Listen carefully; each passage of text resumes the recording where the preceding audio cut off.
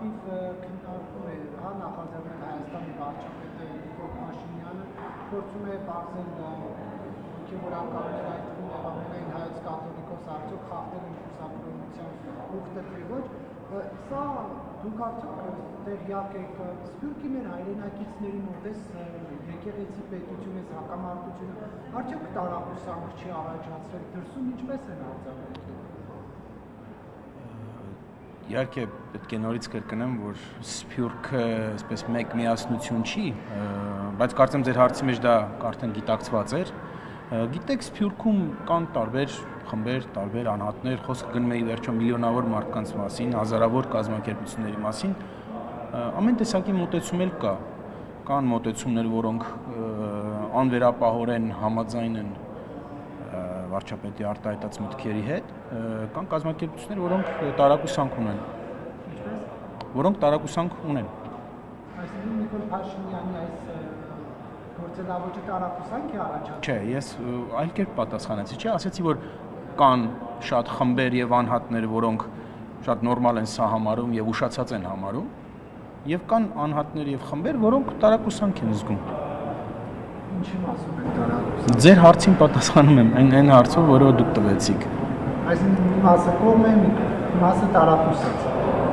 Այո, կան եւ կողմ եւ դեմ մարդիկ։ Այս դուք այնուհանդերձ չեք կարծում, որ այսպիսով եկեղեցին հարված է հասցնում Պարիսինյանին։ Անկեղծ ոչ, չեմ կարծում։ Իմ կարծիքով նախ հիշենք, որ եկեղեցին դա ժողովուրդն է, եկեղեցին այն անձինք են, որոնք ձևավորում են, այն ժողովուրդն է, որը ձևավորում է եկեղեցին, այսինքն եկեղեցին ինչ որ շինություն չէ, եկեղեցին ինչ որ հիերարխիկ վերնախավը չէ, եկեղեցին ժողովուրդն է։ Հետևաբար հարված նման քննարկումները չեն կարող հասցնել եկեղեցուն։ Եկեղեցուն հարված են հասցնում այն անձինք, որոնք գտնվելով այդ հիերարխիայում վարկաբեկում են եկեղեցուն եւ վարկաբեկում են եւ արհամարում են հենց եկեղեցու ներքին կանոնակարգերը։ Բայց հիմա խնդրահարույց չէ վարչապետի հայոյախառ գրառումները, եթե խնդիրը